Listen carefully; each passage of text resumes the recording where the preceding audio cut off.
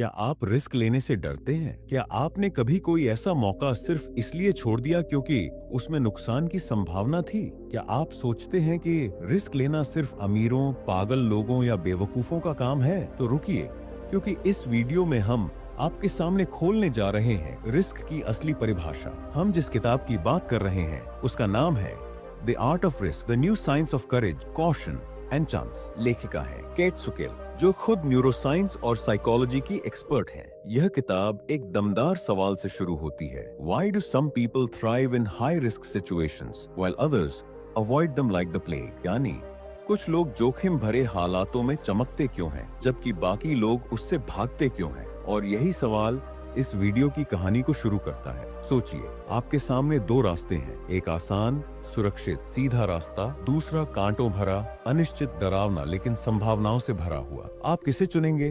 अक्सर हम अपने दिमाग से सोचते हैं और सुरक्षित रास्ता चुन लेते हैं, लेकिन जो लोग इतिहास बनाते हैं, बदलाव लाते हैं, ऊंचाइयां छूते हैं, वो दूसरा रास्ता चुनते हैं, रिस्क वाला रास्ता। अब सवाल है, क्या रिस्क लेना सिर्फ भाग्य पर निर्भर है या फिर ये एक सीखी जा सकने वाली कला है? द आर्ट ऑफ रिस्क यही बताती है, रिस्क लेना कोई जुआ नहीं, ये एक कला है जो सीखी, समझी और साधी जा सकती है। किताब की शुरुआत एक पर्सनल सवाल से लेखिका केट सुकेल ने अपनी निजी जिंदगी से इस विषय को उठाया। वो सोचती थीं, क्यों कुछ लोग जोखिम लेने में माहिर होते हैं? क्यों कुछ लोग वही रिस्क लेने में घबरा जाते हैं जो दूसरों के लिए आसान होता है? क्या ये सिर्फ परवरिश की बात है या कुछ साइंटिफिक कारण भी है? इन सवालों के जवाब ढूंढने के लिए उन्होंने military experts, neuroscientist, doctors, surgeon, जुआरी और फाइटर पायलट से बातचीत की। उन्होंने रिस्क को विज्ञान, अनुभव और इंसानी व्यवहार से जोड़कर एक नई परिभाषा दी।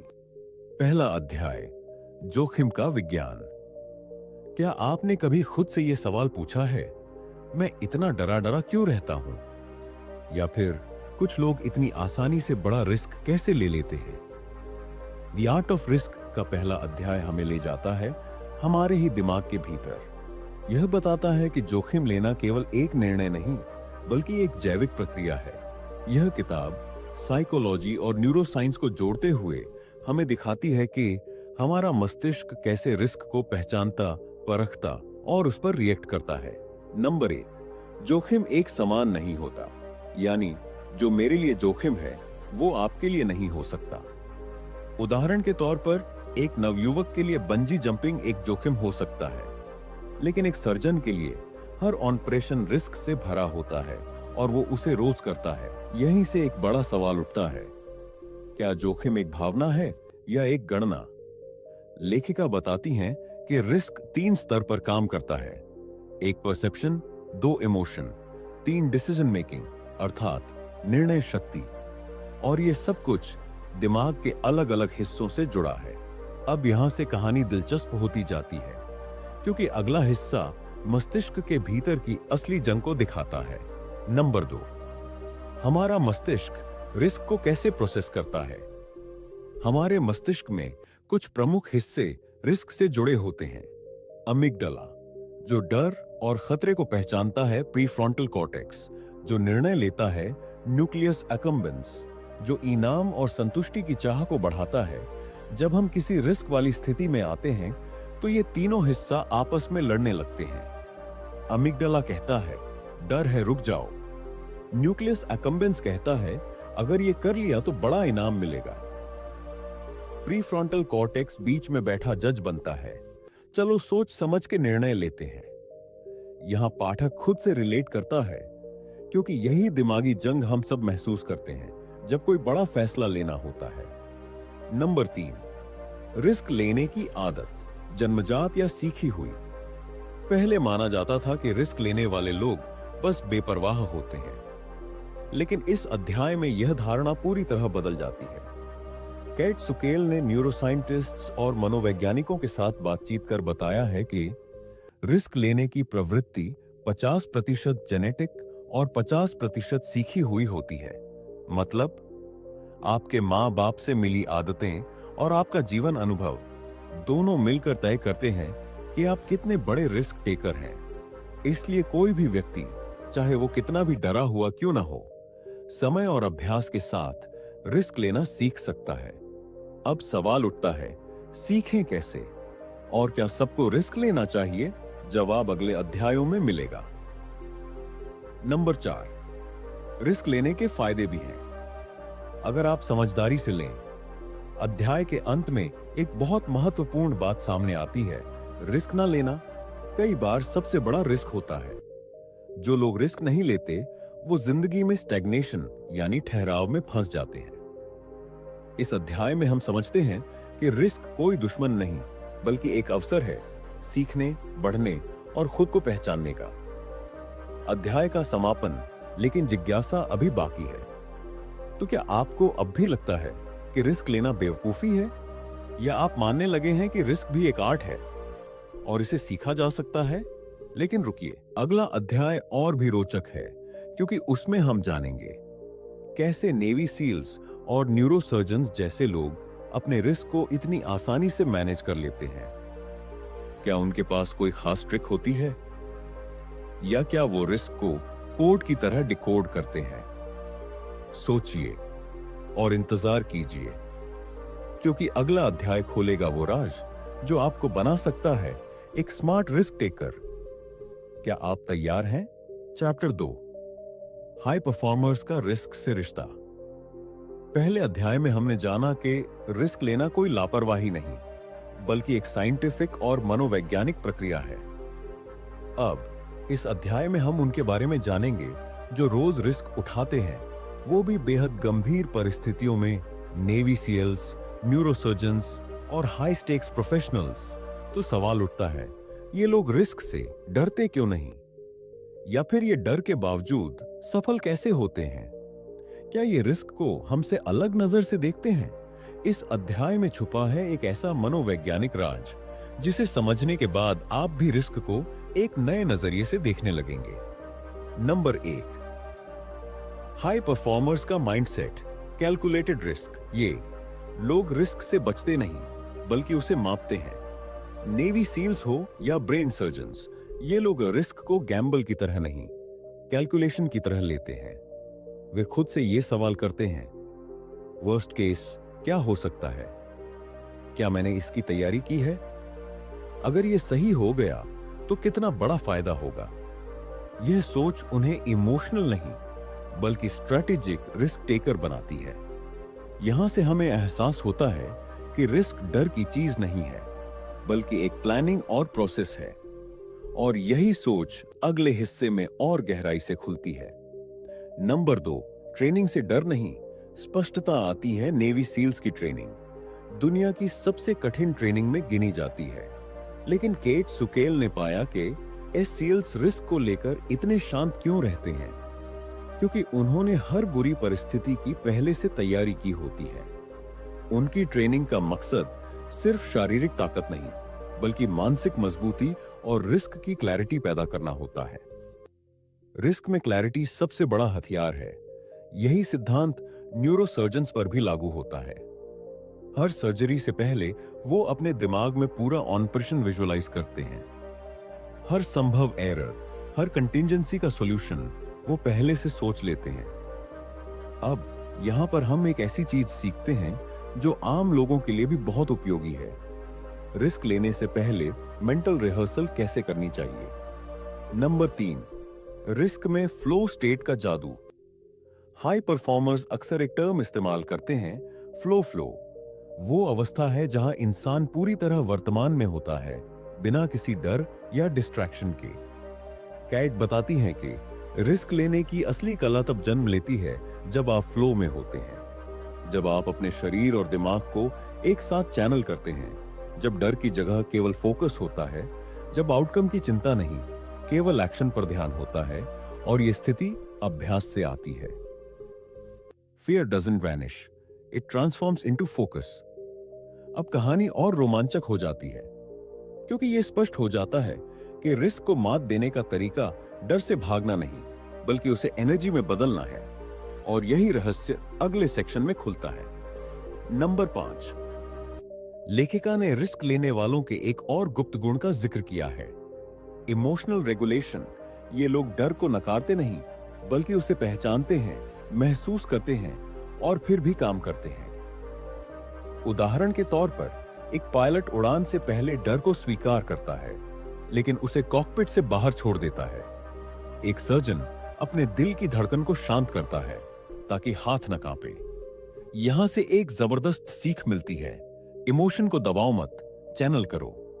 अब अगली बात और भी जरूरी है, क्योंकि अब आप जानेंगे कि क्या हम जैसे आम लोग भी इन हाई परफॉर्मर्स की तरह सोच सकते हैं। नंबर 5, क्या आप भी स्मार्ट रिस्क टेकर बन सकते हैं? इस अध्याय का सबसे प्रेरणादायक भाग यह है, रिस्क लेना जन्मजात नहीं है, यह सीखा जा सकता है। केट्सुकेल कहती हैं कि इन प्रोफेशनल्स की ताकत उनकी डिसीजन मेकिंग सिस्टम है, जो उन्होंने बार बार की प्रैक्टिस और अनुभव से बनाया है। और ये डिसीजन सिस्टम कोई भी इंसान बना सकता है, बस जरूरत है सही माइंडसेट, सही टूल्स और छोटी शुरुआत। लेकिन असली सवाल अब उठता है, तो अब आप जान गए कि हाई परफॉर्मर्स रिस्क से क्यों नहीं डरते। उन्होंने डर को कंट्रोल नहीं किया, उसे फ्रेंड बना लिया। लेकिन अब सवाल यह है, अगर रिस्क इतना जरूरी है, तो क्या हम अपने बच्चों को भी रिस्क लेना सिखाएं या उन्हें सेफ रहने की सलाह देते रहें? क्या रिस्क अवॉइडेंस वाली एजुकेशन हमें कमजोर बना रही है? अगला अध्याय खोलेगा इन सवालों का राज, जहां बात होगी बच्चों, पेरेंटिंग और रिस्क के बीच के अनदेखे रिश्ते की। क्या आप तैयार हैं जानने के लिए कि आपकी परवरिश कैसे बना सकती है या बिगाड़ सकती है आपके रिस्क लेने की क्षमता को? चैप्टर 3, बचपन, परवरिश और रिस्क से रिश्ता, हल्की लेकिन सोचने पर मजबूर करने वाली लाइन। क्या आपने कभी सोचा है कि कोई इंसान रिस्क लेने वाला बनता क्यों है? क्या ये उसके जीन्स में होता है या फिर उसे सिखाया जाता है?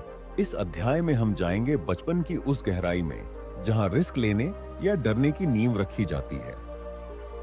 नंबर 1, रिस्क से डर लगना प्राकृतिक है, लेकिन हमेशा रहना नहीं चाहिए। जन्म के समय हर बच्चा एक हद तक रिस्क से डरता है, लेकिन अगर बच्चे को थोड़ा थोड़ा रिस्क लेने की आजादी दी जाए, तो उसका दिमाग धीरे धीरे उसे हैंडल करना सीखता है। केट्सुकेल बताती है कि रिस्क से जुड़ा डर एक सर्वाइवल रिफ्लेक्स है, लेकिन अगर यह हर समय हावी रहे, तो वो हमारे ग्रोथ को रोक देता है। Fear protects you, but too much fear paralyzes you. और अब यही सवाल उठता है, क्या आज की मॉडर्न पेरेंटिंग बच्चों को रिस्क लेने से रोक रही है? नंबर 2, हेलीकॉप्टर पेरेंटिंग, रिस्क से दूर, हिम्मत से दूर। आजकल कई माता पिता हर वक्त बच्चों के आसपास हवरिंग करते रहते हैं, उन्हें गिरने नहीं देते, चोट लगने नहीं देते, डरने नहीं देते। लेकिन केट्सुकेल कहती हैं, अगर बच्चा कभी गिरा नहीं, तो खड़ा होना नहीं सीखेगा। रिसर्च में पाया गया है कि जिन बच्चों को हर चीज से बचा कर रखा गया, वो बड़े होकर डिसीजन मेकिंग में कमजोर होते हैं। उन्हें नया काम शुरू करने में घबराहट होती है और फेल होने पर वो टूट जाते हैं। यहां से हमें समझ आता है कि रिस्क से बचाना मतलब आत्मविश्वास को मारना, और यही बात आगे और गहराई से सामने आती है। नंबर 3, कंट्रोल्ड रिस्क देना क्यों जरूरी है? लेखिका ने कुछ रिस्क लेने वाले सक्सेसफुल लोगों से बातचीत की और एक कॉमन बात पाई। उनके माता पिता ने उन्हें छोटे रिस्क लेने की इजाजत दी थी। उदाहरण, अकेले साइकिल चलाना सिखाना, पेड़ पर चढ़ने देना, खुद फैसला लेने देना, भले ही वो गलत हो। छोटे छोटे रिस्क बड़े बड़े आत्मविश्वास की नींव होते हैं। अब बात यहां पहुंचती है कि सही परवरिश रिस्क टेकिंग का सबसे मजबूत प्लेटफॉर्म बन सकती है, और यह सच जानना बेहद जरूरी है, जो आगे के हिस्से में खुलता है। नंबर 4, स्कूल और समाज की भूमिका। अब सवाल आता है, सिर्फ माता पिता नहीं, स्कूल और समाज भी तो बच्चों को प्रभावित करते हैं। केट्सुकेल बताती हैं कि कई स्कूल रिस्क को डिस्करेज करते हैं। गलती मत करो, फेल नहीं होना चाहिए, हमेशा सेफ खेलो। ऐसे माहौल में बच्चे रिस्क नहीं सीखते, बल्कि अप्रूवल ढूंढना सीखते हैं, और यही आदत उन्हें बड़े होकर मीडियोकर डिसीजंस लेने पर मजबूर कर देती है।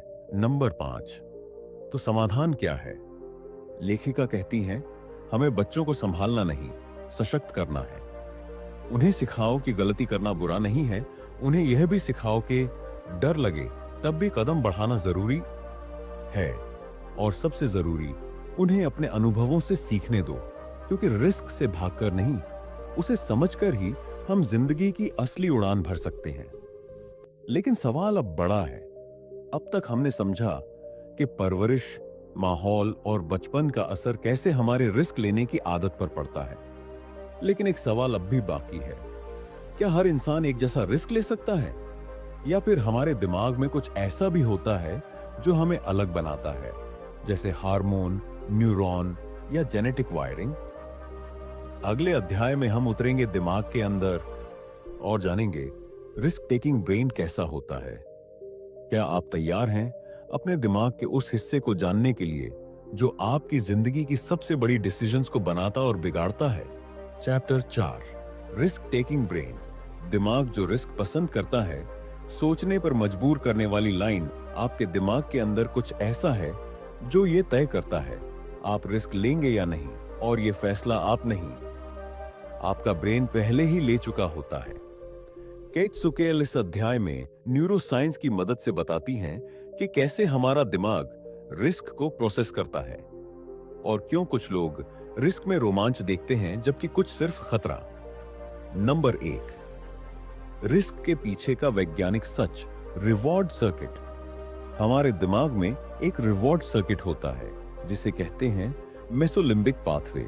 जब हम कोई ऐसा काम करते हैं जिसमें थ्रिल हो, नयापन हो या सफलता की संभावना हो, तो ये सिस्टम डोपामाइन रिलीज करता है।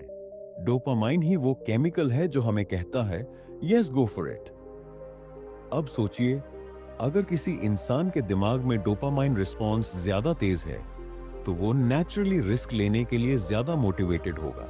यही वजह है कि रिस्क लेना कुछ लोगों के लिए एडिक्शन बन जाता है, जैसे स्काई डाइवर्स, ट्रेडर्स, गैम्बलर्स आदि। नंबर 2, सबका दिमाग एक जैसा नहीं होता।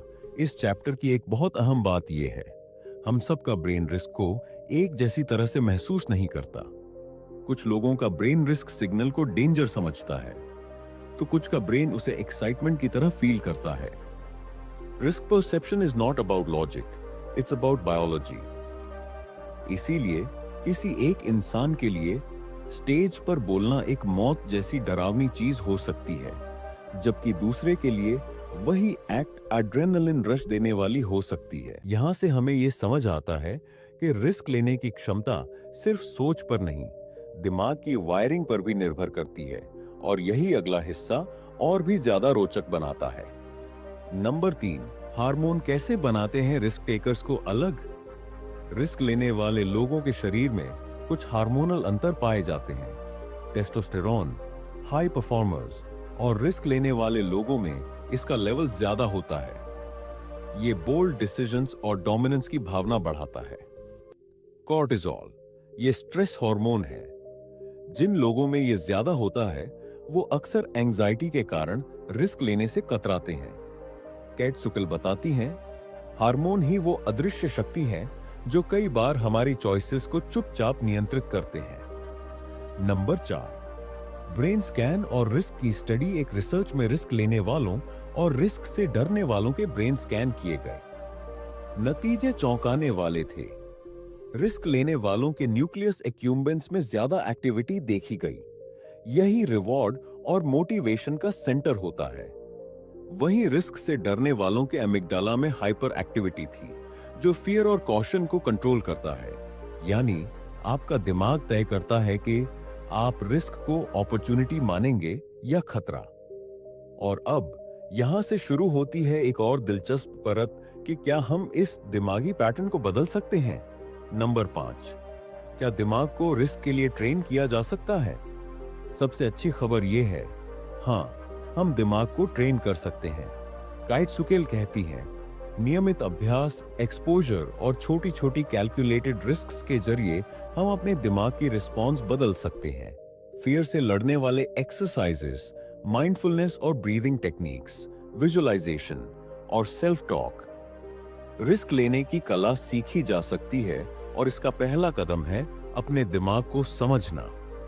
लेकिन अब असली सवाल, अब जब हमने समझ लिया कि रिस्क कैसे हमारे दिमाग में प्रोसेस होता है, कैसे हार्मोन, न्यूरॉन और केमिकल्स हमारी हिम्मत को आकार देते हैं।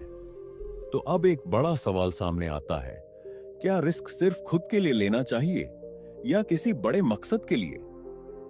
क्या कभी रिस्क लेना जिम्मेदारी बन जाता है? अगले अध्याय में जानेंगे पर्पस ड्राइवन रिस्क क्या होता है और क्यों कुछ लोग दूसरों के लिए जान की बाजी तक लगा देते हैं। Chapter 5, purpose driven risk. जब रिस्क सिर्फ खुद के लिए नहीं होता, कुछ लोग रिस्क इसलिए नहीं लेते क्योंकि उन्हें कुछ पाना है, बल्कि इसलिए लेते हैं क्योंकि किसी और को बचाना है, बदलना है या प्रेरित करना है। यही होता है पर्पस ड्रिवन रिस्क, और यही रिस्क इंसान को आम से खास बना देता है। नंबर 1, रिस्क तब ताकत बन जाता है जब उसका मकसद बड़ा हो। कैट सुकेल इस अध्याय में बताती है कि कई रिस्क टेकर्स ऐसे होते हैं जो अपने लिए नहीं बल्कि किसी उद्देश्य के लिए रिस्क लेते हैं। जैसे एक फायर फाइटर जलते घर में इसलिए घुसता है क्योंकि किसी की जान बचानी है। एक सोशल रिफॉर्मर सत्ता से टकराता है क्योंकि समाज को बदलना है। एक सैनिक बॉर्डर पर जान की बाजी लगाता है क्योंकि देश की रक्षा करनी है। जब रिस्क किसी हायर कॉज के लिए होता है तो डर भी झुक जाता है। नंबर 2, रिस्क और पर्पस का आपसी रिश्ता। लेखिका कहती है, पर्पस रिस्क को मीनिंग देता है। अगर आपको पता हो कि आप क्यों रिस्क ले रहे हैं, तो आप में क्लैरिटी, करेज और कंसिस्टेंसी अपने आप आ जाती है। और यही वो पल होता है जहां रिस्क जुनून बन जाता है और डर सिर्फ एक कदम। यही वजह है कि कई लोग जो आम जिंदगी में बहुत डरे हुए होते हैं, एक खास मकसद पाकर असाधारण बन जाते हैं। और इस ट्रांसफॉर्मेशन की पूरी साइकोलॉजी अगले हिस्से में सामने आती है। नंबर 3, सच्ची जोखिम की नायक या नायिका। Real risk heroes. कैट सुकेल कुछ असली जीवन की कहानियां शेयर करती हैं। एक महिला डॉक्टर जो अफ्रीका के वॉर जोन में जाकर मेडिकल कैंप चलाती है, जानती है कि हर दिन खतरा है, लेकिन उसका मकसद बच्चों को बचाना है। एक युवा लड़का जो ऑनलाइन अब्यूज के खिलाफ आंदोलन शुरू करता है, जबकि उसे खुद ही डराया जा रहा है, लेकिन उसका लक्ष्य आवाज बनना है। इन लोगों ने रिस्क लिया क्योंकि उनके पास एक वजह थी।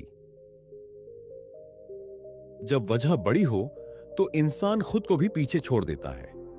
नंबर 4, रिस्क को मकसद से जोड़ना क्यों जरूरी है।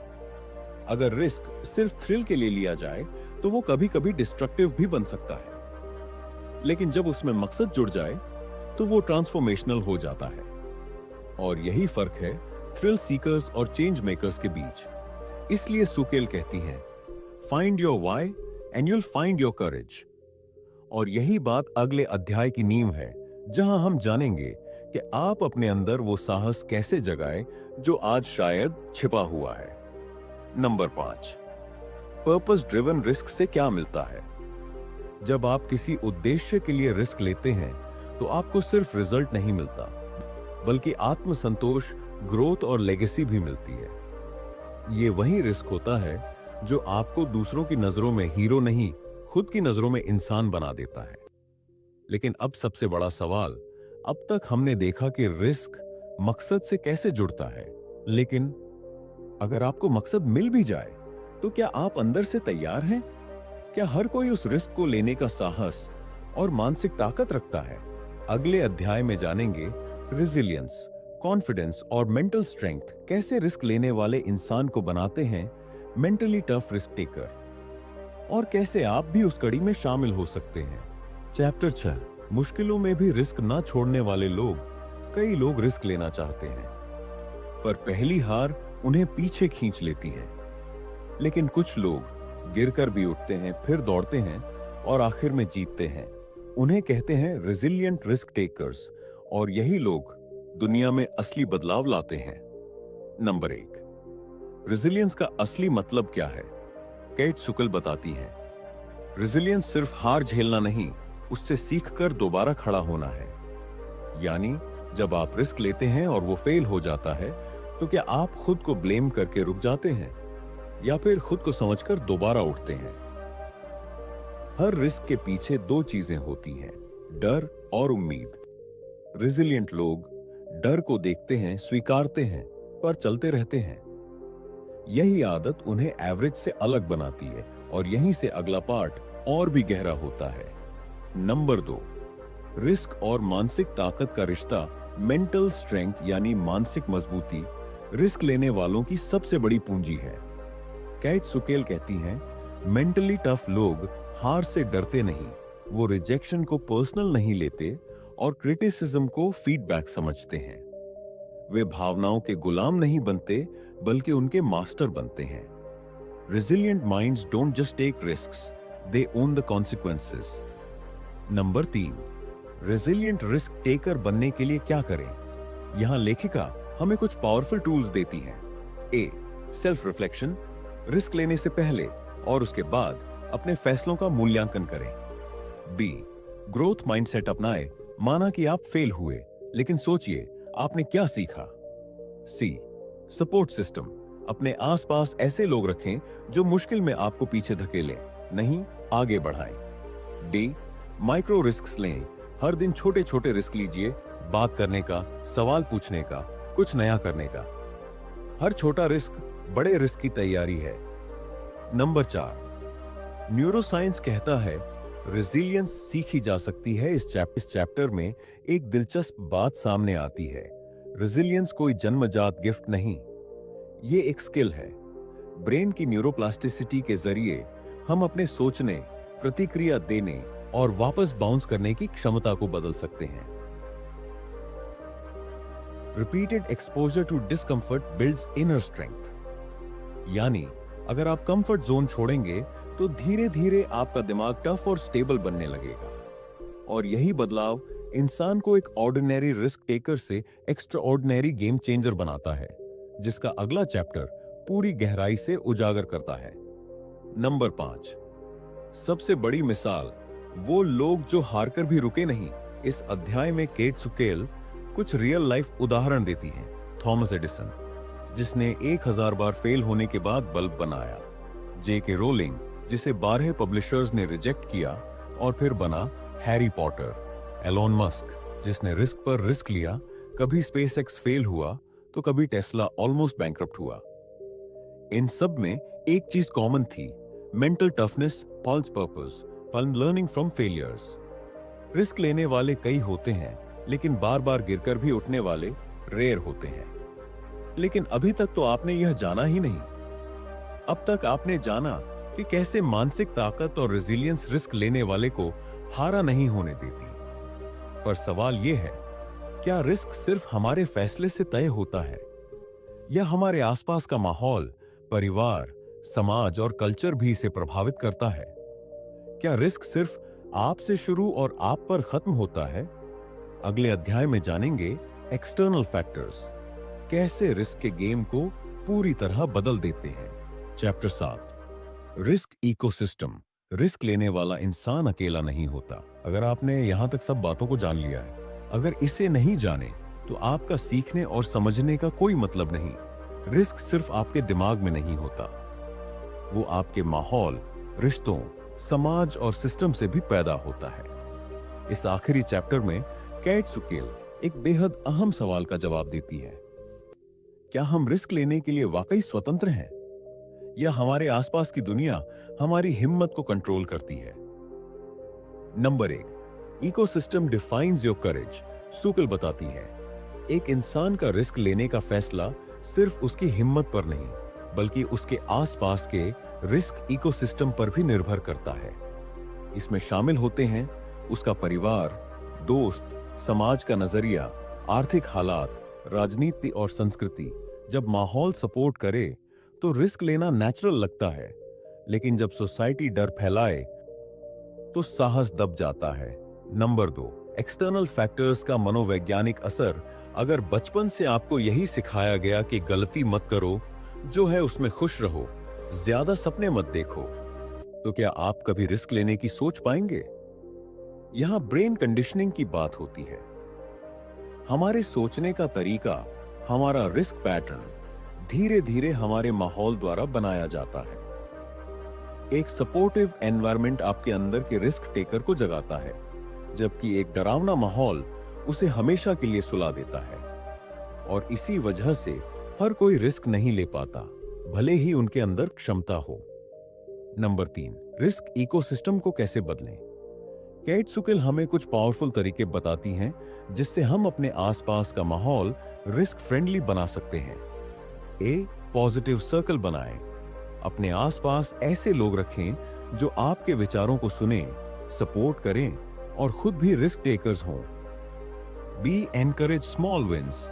हर छोटा रिस्क, चाहे वो स्टेज पर बोलना हो या किसी को माफ करना, सेलिब्रेट करें। इससे डर का असर कम होता है। सी, रिफ्रेम फेलियर। अपने दिमाग को बार बार सिखाएं, असफलता प्रगति का हिस्सा है। D, be the change. अगर आपका परिवार या दोस्त रिस्क से डरते हैं तो उन्हें भी छोटे उदाहरणों से दिखाइए कि रिस्क हमेशा खतरा नहीं, कई बार वो आजादी का रास्ता होता है। Number 4, risk ecosystem VC. Risk identity आखिरी हिस्से में केट सुकिल कहती हैं, आपका इकोसिस्टम आपको शेप करता है, लेकिन आपका आइडेंटिटी उसे तोड़ भी सकता है।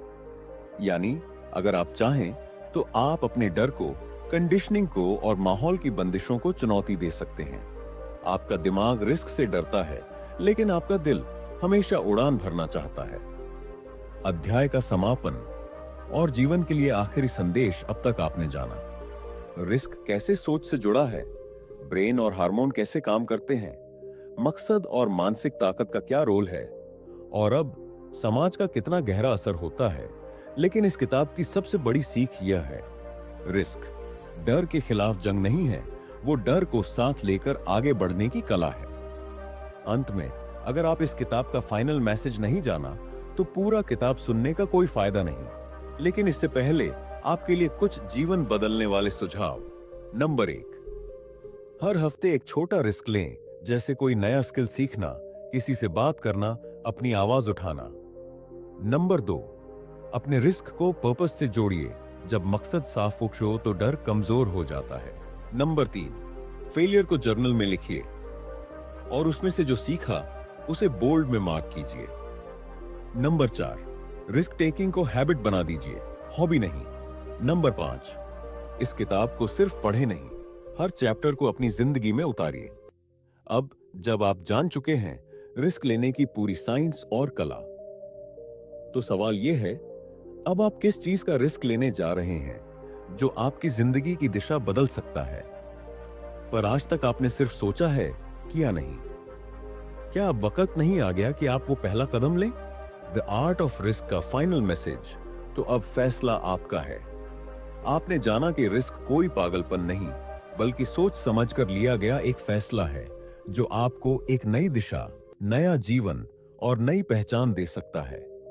अगर आपको ये सीरीज पसंद आई हो तो इसे सिर्फ देखने तक सीमित मत रखिए। इस वीडियो को शेयर कीजिए उन लोगों के साथ जो डर की वजह से रुक गए हैं। कमेंट में बताइए, आपने अब तक अपनी जिंदगी में सबसे बड़ा कौन सा रिस्क लिया है और अब आगे क्या करने वाले हैं। और हां, चैनल को सब्सक्राइब करना मत भूलिए, क्योंकि आगे आने वाली वीडियो आपको न सिर्फ मोटिवेट करेंगी बल्कि आपकी सोच को बदल देंगी। रिमेंबर, रिस्क लेने वाला इंसान हमेशा जीतता है या सीखता है। अब आप किस तरफ जाना चाहेंगे, डर की ओर या अपने सपनों की ओर? अब आपकी बारी है। Take the risk, change the game.